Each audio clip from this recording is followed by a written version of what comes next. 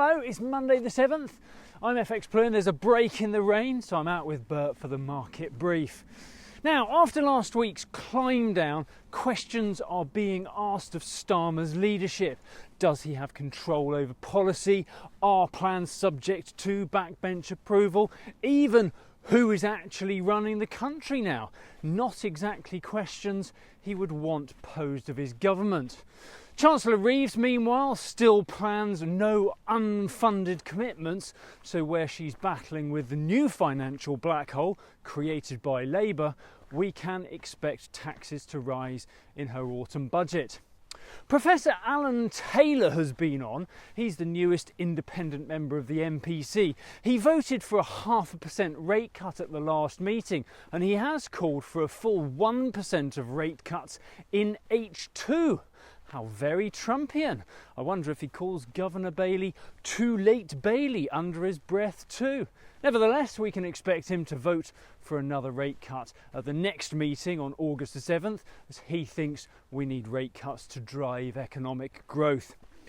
Over in the US, they had the nation's birthday bank holiday on Friday and everyone downed tools for Independence Day. No rest for the wicked though, and Jamie Dimon was on at the weekend. Perhaps a fitting analogy with all the fireworks on Friday, but he fears that the US debt mounted could blow up in the face of the Trump administration.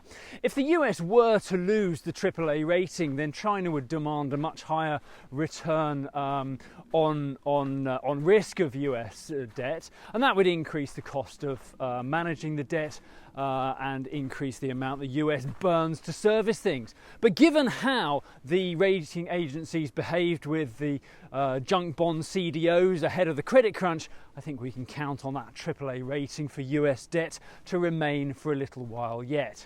Nevertheless, many feel that Trump should focus more on cutting government debt than aggravating trade partners with tariffs. However, the 90-day pause expires on July the 9th, so we can expect tariffs to swing back into focus this week. Ahead of that, in the market, we kick off the new week from around 136.10 against the dollar, 115.80 against the euro, and euro dollar is around 117.55 on the open this morning. That's it from me. Have a great week. If you do not have a clue, then just tweet through and ask FxPlew.